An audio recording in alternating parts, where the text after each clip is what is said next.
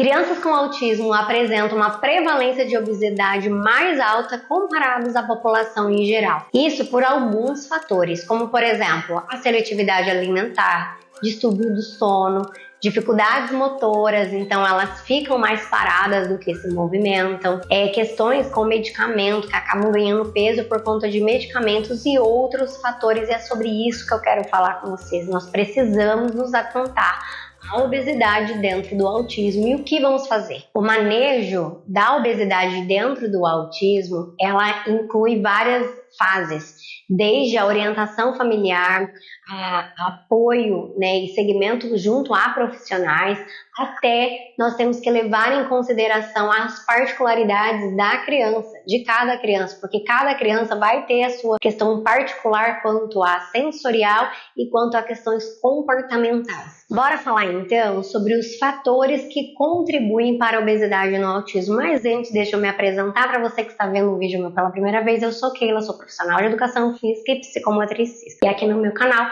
eu trago assuntos sobre desenvolvimento infantil e dessa vez especificamente estamos falando sobre a questão da obesidade dentro do espectro. E obesidade não é uma coisa só para crianças autistas, mas dentro do autismo é algo mais alarmante, preocupante, mais difícil de nós lidarmos, não que fora dele seja também fácil, não é, tá? Mas no autismo nós temos alguns fatores que desencadeiam tudo isso. E o primeiro fator que eu anotei aqui para falar com vocês, a gente vai falar sobre 3 fatores. O primeiro é fatores comportamentais e sensoriais. Dentro desse fator, tem 3 pontos para a gente analisar. O primeiro deles, a seletividade alimentar. Então, a criança vai ter uma prevalência por alimentos com aquela característica sensorial, específico, como, por exemplo, processados, com alta probabilidade palatável ali. Geralmente essas crianças com seletividade alimentar, elas vão mais para esse alimento. É uma questão aí que você vai precisar cuidar, essa questão da seletividade alimentar. Tem o que fazer? Tem. Vai ser fácil? Não vai ser fácil. Vai exigir mudança de todos, não só dessa criança, tá? Então, fazer um acompanhamento com um bom profissional para te auxiliar nessa questão de seletividade alimentar. Outro ponto dentro desse fator, o sedentarismo. Nós encontramos dentro do autismo uma dificuldade de práticas de exercício físico. A criança autista, ela tem uma dificuldade motora, Estima-se 86, 87% das crianças vão ter sim dificuldade motora. O tônus muscular e também essa dificuldade de coordenar o corpo, sendo que a base é o tônus, Então são crianças que preferem ficar mais sentadas, que gostam mais de fazer atividades manipulativas, paradinho, quietinho, que foge de atividades mais de movimento. Ela não é muito fã disso. São crianças que brincam mais deitada, estão sempre se escorando, cansam com facilidade. E isso por conta da hipotonia que essa criança tem. Aqui no meu canal eu já falei muito sobre hipotonia. Tem muitos vídeos e eu vou deixar inclusive o link da playlist sobre hipotonia no autismo na descrição, caso te interesse, para você entender um pouquinho depois. Mas o que seria isso? A criança, para ela fazer o básico, sustentar o olho, para ela falar, para ela sustentar o corpinho dela ali, sem fazer nada, já é muito. Então ela já está cansada, ela já não aguenta, ela já não tem, não sustenta para então conseguir fazer o movimento. Por isso que a gente encontra muitas crianças no sedentarismo. O sedentarismo é uma coisa difícil da gente lidar dentro do autismo, mas que é possível.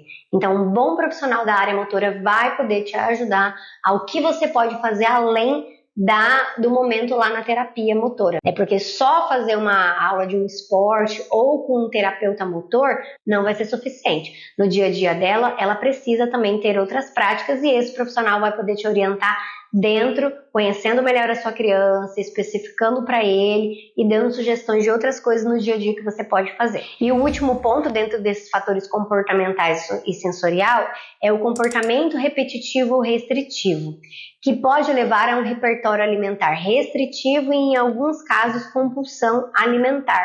Então, é um fator que a gente encontra dentro do autismo, Ter esse comportamento restritivo e repetitivo. Então, a gente tem que tomar cuidado, porque isso pode levar a uma compulsão alimentar. De novo, tendo uma orientação aqui, um psicólogo provavelmente vai precisar entrar para tratar essas questões comportamentais, junto com um profissional da área alimentar, para auxiliar também, né? Então, são questões que a gente tem que observar, vi que a minha criança tem, ok, então agora eu vou atrás de como que eu vou resolver isso, vou poder auxiliar ela. O segundo fator é o fator biológico e médico. Dentro dele tem 3 pontos que a gente vai conversar.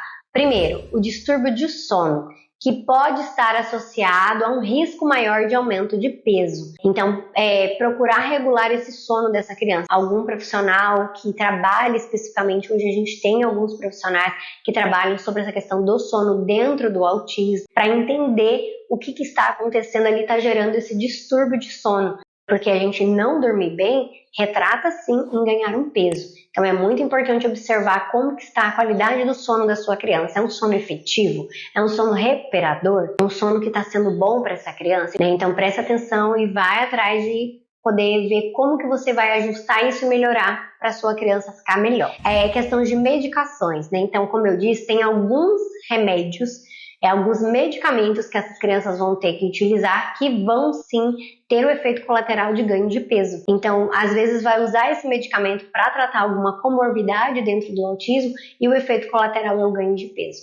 Então, aí também precisa ter um acompanhamento de alimentação, de exercício para poder minimizar esse efeito colateral o máximo possível. E fazendo tudo o que for necessário para que seja possível essa retirada de medicamento. E a última questão são questões de comorbidade, né? Transtornos como depressão, ansiedade, pode influenciar o peso corporal. Então, além de ter um autismo, ter junto ali uma comorbidade que vai gerar uma questão que vai impactar no peso corporal dessa pessoa. Então, a pessoa que tem ansiedade, ela pode descontar na comida, pode comer demais, né? Descontar ali a frustração, a alegria, a tristeza, a raiva, tudo nessa comida. Então a gente precisa prestar atenção nisso, né, e ir atrás para resolver. E o último, que é o terceiro fator, é o ambiental e familiar. O ambiente familiar, então os hábitos da família. Como que estão os hábitos aí na sua casa? Como que é o hábito do pai, da mãe, dos irmãos, das pessoas que vivem na casa dessa criança? Isso impacta nas escolhas que essa criança vai fazer. Então, como eu disse, não é só a criança que vai precisar mudar. Vocês, a família, vai ter que mudar esses hábitos, porque vai influenciar muito mais o que a criança está vendo do que ela está ouvindo. Então, o que vocês estão ofertando? Quando tem essa questão de a gente pensar em mudança no ambiente familiar, mas é muito importante, porque de nada adianta você ficar gastando, pagando os profissionais e em casa a mudança não acontecer. É o ambiente em que a criança está mais perto. E a outra questão dentro desse fator ambiental e familiar é a falta de conhecimento nutricional. Então, a dificuldade em adquirir e preparar alimentos nutricionalmente adequados pode ser mais comum em famílias com menor renda e escolaridade. Então, não é uma coisa acessível para todos, né? Essa questão de ter acesso a alimentos mais nutritivos, mas ainda assim é possível. Então, você pode fazer uma horta na sua casa, por exemplo. Então, assim, dentro da sua realidade, pense o que é possível. Não coloque como um fator que não vai ser possível. Como eu não tenho muito acesso financeiro, então isso para mim não é possível. Oferecer uma questão nutricional. Não. Pense dentro da minha realidade. Na minha realidade, o que é possível para mim para oferecer alimentos nutritivos? Então, essa qualidade nutricional é a base. Não adianta você tratar tudo, suplementar, cuidar disso, fazer terapia disso, levar para gastar energia, ter acompanhamento nutricional. Mas na prática não funciona, não existe. Eu faço tudo na teoria, mas na prática não está sendo feito. É dolorido, como eu disse para vocês, não vai ser da noite para o dia, mas é possível. Então, assim, são esses 3 fatores que eu tinha para trazer, para deixar para vocês aí. E o que mais que eu tenho para falar nesse vídeo? Eu vou deixar algumas recomendações, tá? Esse vídeo não é para mudar a forma que você pensa, é para trazer informação para você e a partir disso você decidir o que é melhor para você e para sua criança. Lembrando que o adulto é você e ela é a criança, ela depende de você. Primeira recomendação que eu quero deixar para você: orientação profissional. Procure bons profissionais. Não só bons profissionais no sentido de capacitação de formação, mas que você tenha vínculo com ele, que você se identifique com esse profissional que vai te acompanhar. Quais aí, Keila?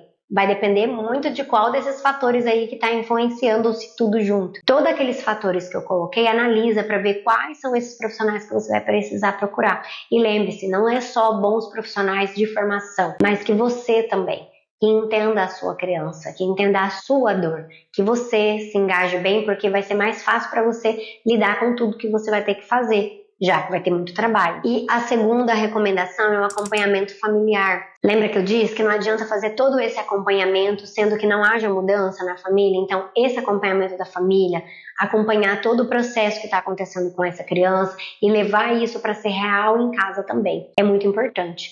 Fazer só fora de casa e em casa não vai ser o suficiente. E por último, abordagem adaptada. O que vai ser possível adaptar de alimento, de prática de exercício físico, o tipo de dieta adequada. Tudo isso tem que ser adaptado de acordo com a realidade da sua criança e com a realidade da família, do que é possível hoje, porque é sim possível e é possível começar hoje. Eu espero que esse vídeo tenha sido de valor para você. Se você gostou desse conteúdo, curte ele, compartilha com famílias que precisam ouvir esse conteúdo e eu te aguardo no próximo vídeo do meu canal. Tchau!